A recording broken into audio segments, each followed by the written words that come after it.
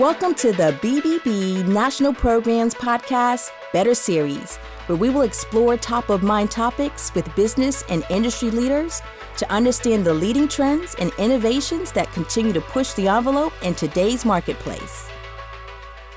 Thank you for joining us today on the Better Series podcast. I'm James Lee. You know, Mark Twain quoted a friend when he said that everybody complains about the weather, but no one does anything about it. That's also true about the fast pace of marketplace and social trends. Our guest today is one of the people who can actually help us figure out what trends we need to pay attention to and how to take advantage of them. Eric Qualman is a best-selling author and a highly sought-after speaker who is one of the early pioneers of harnessing social media and social trends for business.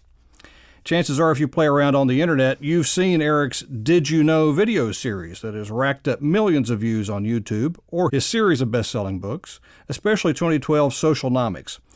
Eric's been nominated for a Pulitzer Prize. He's fresh off a book tour in Europe, and he joins us today from Austin, Texas. Eric, thanks for being here. Oh, it's an honor to be here with you and your listeners. Thank you. So you started Socialnomics and Did You Know a few years before you actually wrote the book as a video series, as I recall. What was it that caught your eye about what was changing in society and the marketplace that prompted you to sort of go down that path? And to help set the stage for the audience, at the time, everyone talked about search, so organic search and paid search, primarily on Yahoo, Bing, and Google. And since I was head of marketing at Travelzoo, we spent millions and millions and millions of dollars on search. So that's primarily what I would talk about at a search conference. And then I saw social media from the lens of 18 to 22-year-olds. And I also started to dabble with MySpace from a business perspective. And it just hit me like this was the next thing. We're social animals by nature. And I just started to realize, whoa, this is going to change the way we do everything, from government to business to how we live to how we communicate. And I thought everyone could see that, but when I was talking to whether it was our board or whether it was at a conference, I quickly realized that everyone thought that social was just for teenagers. And I go, no, we're all social animals. And so long story longer, I realized that not everyone was getting it. And to help me do it, rather than speak for an hour, I realized I need to just put a video together that hits them directly in the eyes to where they'll sit up straight and go, got it, I'm listening. What are we talking about here? Well, you've been doing that for mumble years now. The 2019 version, I've got a couple of favorite stats from that.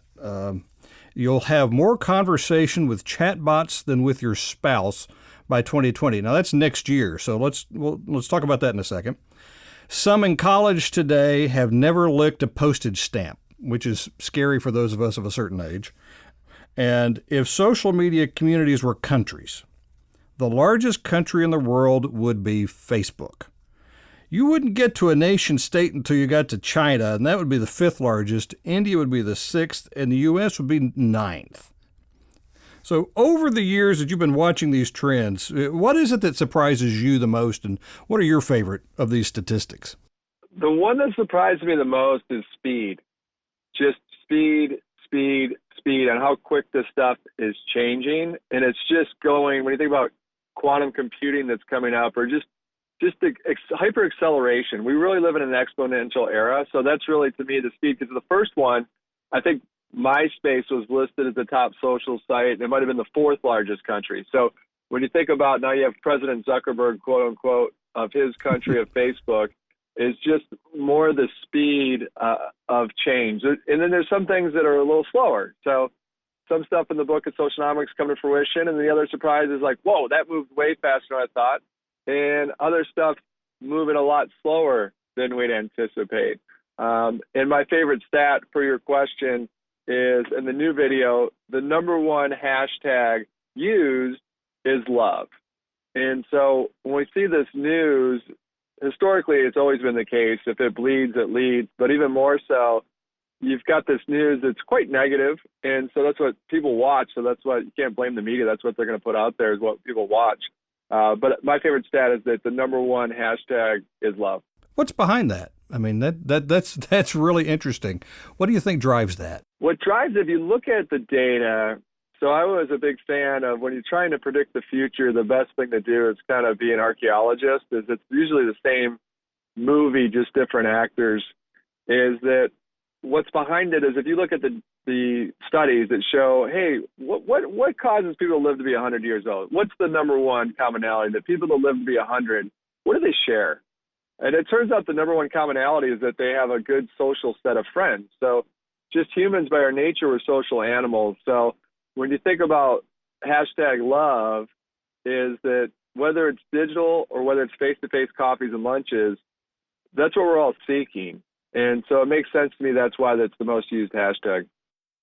Now, if you're trying to divine a hashtag, 'cause every time I post something somewhere on LinkedIn or Twitter or something, I struggle most about the hashtag. Is there some sort of learning in that, what you just told us, that we should think about when we're doing hashtags? Yeah, you should always use the data that's available. And you don't have to be super technical to do this. You can go to either this tool itself, so Instagram made it easier. If you're using Instagram, when you start typing in a hashtag, it'll basically show you the most popular one. And so it doesn't mean you should always pick the number one hashtag. So I know you're a huge baseball fan, so the number one hashtag might be baseball. But really what you want to do is pick the hashtag that's the most niche for your audience so you can stand out. So it might be, when you think about it, it might be Washington Nationals, or it might be even more specific if it's Wash Nat or Nat's pictures, whatever, or Nat's salary cap. So they'll pop up the hashtags as you type it in. And so you want to pick what I call kind of not the A-list hashtags, but the B-list, the niche ones. And again, a lot of these tools can help you out. You can use a tool like Google Insights. And this is what we talk about socialnomics. When you think about back when Barack Obama was running against Hillary Clinton, is they didn't know if the sign should say Obama or whether the sign should say Barack. And what they noticed, if you went to Google Trends, is that the searches for Obama were 5-1 to Barack. And so then it made an easy decision. Let's make the sign say Obama. Wow. That's good insight. Very helpful. Okay, so that's where we've been. That's where we are today, where we're going. So what is it you're seeing that's just emerging that you think will be game changers in our business and personal lives? Let's say the next 3 to 5 years. Next 3 to 5 years, here's what I'm not bullish on: blockchain. I've sat down with people who have written entire books on it, and when they can't explain it to me in 2 minutes to where I can really explain it then to someone in 60 seconds, then neither of us understand it enough. And so it's going to be big at some point, but not in the next 3 to 5 years. I think virtual reality is overhyped in the next 3 to 5 years. I am super bullish on artificial intelligence, AI, which if you asked me 15 years ago, I'd have laughed at you that'd be the case. But since we're already using it and we're becoming used to it, whether that's Alexa, whether you like to use Siri, is that it's not a perfect tool, but you can see that it's a beneficial tool when it works correctly. So now we just need to work out the kinks around it. So those things I'm excited about. I'm excited about self-driving cars, but I think it'll take longer than people think, because even if the technology is there, you've got to understand in the United States that it's the number one job. And so it's not something that you're going to displace the number one job right away, even if the technology exists. And then last but not least, there's things in the book in Socialnomics that haven't come to fruition, which you think about it, that's almost a decade ago. And it will happen. The question's not if, the question's when. And so mobile voting, probably not going to happen in the next 3 to 5 years inside the United States for sure, but might happen outside of the country first when you think about mobile voting. And then the most important thing when it comes to socialnomics, and it hasn't happened, is the elimination of multiple individual redundancy, meaning that if I want to go purchase a car because I just had my second baby and I need a cross SUV, is that I don't want to do all that research, which might take me hours and hours, especially since 10 of my friends have already done it that have 2 kids, and they all bought one of 2 vehicles. Then I want to have that information when I do that search. So think about Google being completely disrupted, because when you think about Google, it's a broken tool in the sense that they make their billions of dollars because you click on a paid advertisement. And if they gave us the result that we needed, then we'd have that result right away and we wouldn't click on the paid. But when you think about Google, they'll evolve because they're great people. They're a smart company. And so they'll start giving us basically that social information of, hey, you want to buy that new car? Here's what your 10 best friends purchased. Oh, you need to know how to write a last will and testament? Here's who your 10 friends used. Here's what they paid. So it's a long answer, but you got me super excited about the future, and that's my thoughts. Oh, those are all really interesting. I could dig into that for a while. I want to back up for a second, though, because you said something very interesting about AI. Because depending on who you talk to, you've got the Elon Musks and the Steve Wozniaks on one side saying that we'll have Skynet and Terminators because of AI, and then on the other side you've got people who, the Google guys and Zuckerberg are all saying no, AI is going to be great. But your answer alluded to the fact that AI is already here. Do you think people are aware of it? And is the best AI the kind we'll never see, or is the best AI the kind that we will obviously rely on? The best technology is always the technology you don't see, that it's just integrated into your life. And so the key with AI is that there's a need there, meaning that all of us, I think, would love the ability to just say out loud, I need a restaurant reservation Friday at this restaurant. And it just happens. So whether that's out loud and it goes to your watch, whether it's out loud and it's a contact lens, whatever that looks like, is that you want that ability, because you want to spend your time living your life, not doing stuff that artificial intelligence can do for you. And then when you think about the next step of that, it's really artificial intelligence understanding, hey, you just agreed to meet this person for coffee, or in this case, you just agreed to do a podcast.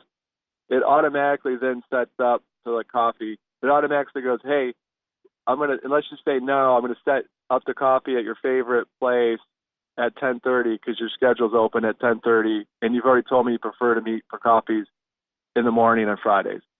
And so that's where it's going to go. It can't happen soon enough for me.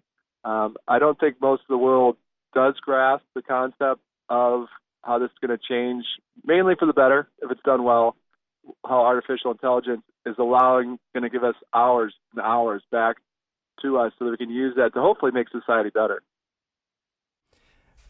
Businesses who are using these tools well today, how are they using them? What are they doing? And what should businesses be doing if they're not using these tools today? First of all, a lot of AI, what you should do is start it manually. And so there might be a technology play, but then on the back end, you're basically using your hands. It's a manual process, because what you want to do is you want to test to see if there's a need and if this works. So, for example, it could be, okay, we're going to look at the pipelines with the drone. So there's a big problem with these oil pipelines, because right now they manually fly out there and they try to figure out with footage and also manually looking if there's a leak in these pipelines, which costs money. It's bad for the environment. And so the capabilities there for a drone to fly over there and take these photos. And what you do when I say manual, at first you take all these photos and you manually have someone look at it. And then alongside it would be the technology to try to identify these leaks.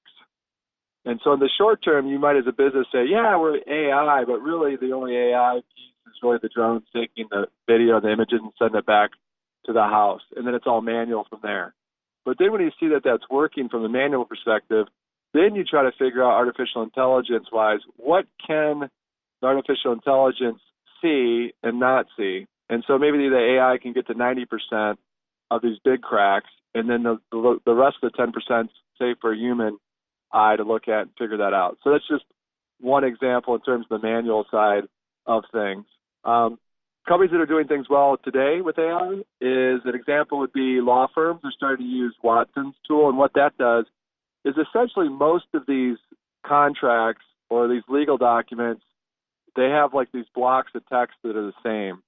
And so what the AI does is they go, okay, this is boilerplate. It identifies the 90% boilerplate. So the AI goes through that, and then it goes, here's the 10% that you really need to look at that's different in this contract, because everything else is just standard boilerplate.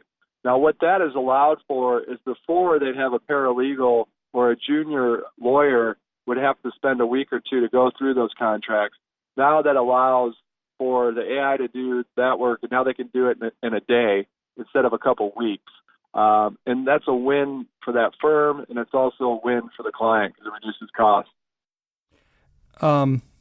We're coming to the end of our time, but I want to ask you one last question because, one of your books, one of the best sellers was What Happens in Vegas Stays on YouTube. And that's, this may be too strong a statement, but it is kind of a cautionary tale about the personal and business reputation and what companies do online and how social media and other online activities affect that reputation.